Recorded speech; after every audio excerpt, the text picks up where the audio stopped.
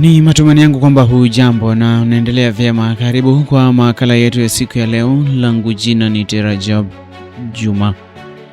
Shirika la Dream Achievers Youth Organization kutoka hapa mjini Mombasa linaendelea kuongoza juhudi za kuweza kujenga ustahimilivu unaotegemea takwimu na maendeleo jumuishi kwa kuandaa warsha ya udhibitishaji wa msingi ya uchoraji wa mfumo wa taarifa za mjini kuhusu huduma za taarifa za hali ya hewa na tabia nchi.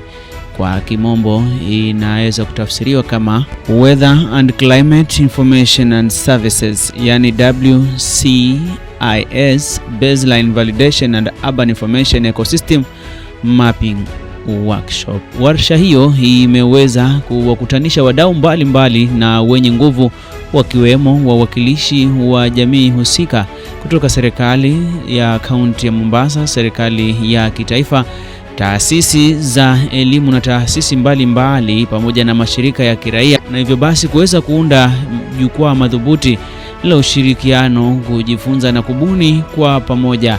What you are looking at ni maswala hasa ya weather climate information system kwa ujumla, and it's pretty wide. So we are assessing, we assessed lived experiences of flooding, extreme heat and other weather related hazards across Mombasa settlements. Then we're looking at documented how household receive. We are looking at documenting that, how they receive, how they understand, how they trust, how they share and act on weather and climate information.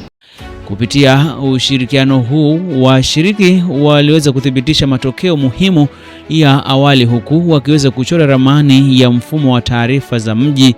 Waliweza pia kubaini mapungufu muhimu, fursa na njia za kuweza kuboresha ili kuweza kutoa upatikanaji wa taarifa sahihi za hali ya hewa na tabia nchi kiujumla.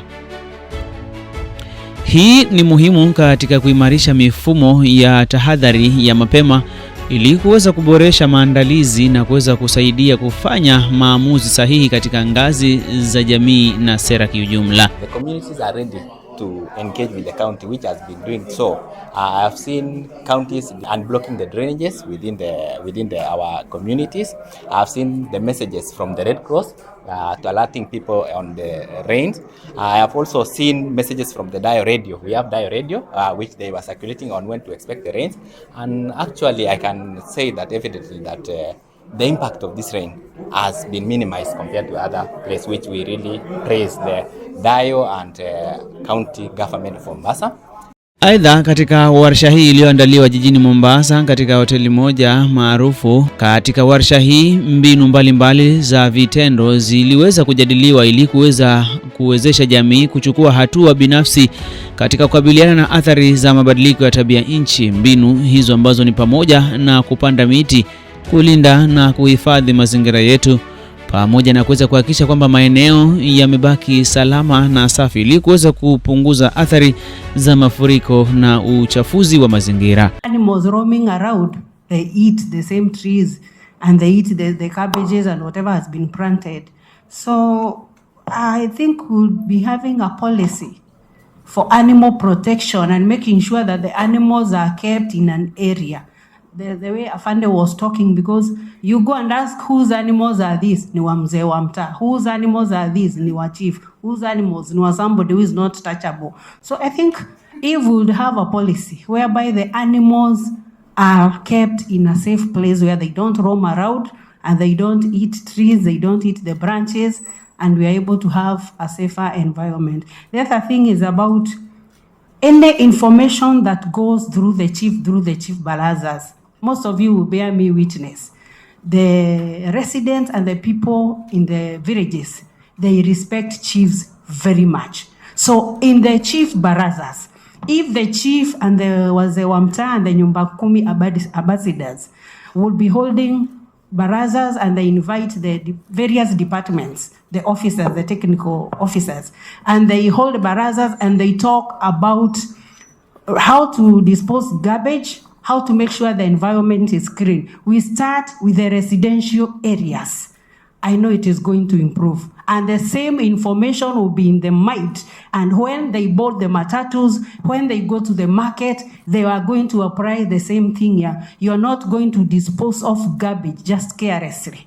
Vile vile wasimamizi wa idara mbalimbali kutoka kaunti ya Mombasa waliweza kutoa mwelekeo na mwongozo dhabiti na umuhimu kuhusu hatua za kujikinga na mafuriko pamoja na namna bora ya kukabiliana na changamoto za mabadiliko ya tabia nchi. Waliweza kusisitiza kwamba umuhimu wa ushirikiano kati ya serikali ya kaunti ya Mombasa pamoja na jamii na mashirika kama vile Dayo ndio nguzo pekee na muhimu kuweza kujenga ustahimilivu endelevu wa kuweza kuepuka hali ambazo zimekuwa zikijiri kutokana na mafuriko na mabadiliko ya tabia nchi. County government and the Dayo. I think it is a challenge to all of us because all of us in one way or the other, we are just residents of Mombasa. And whatever happens in this city, it affects all of us. In as much as we are looking at the population, we are looking at the public, we are also public in our own right. So most of the challenges that we are facing as a city are quite enormous. And we being residents of Mombasa, we need to ensure that we come up with policies, plans that will make this city safe.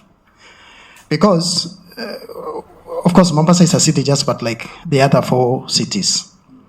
We have seen what has been happening in Nairobi.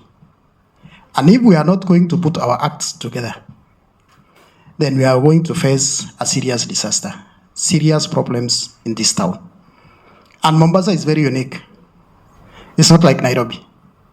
It's very unique. It's a lower,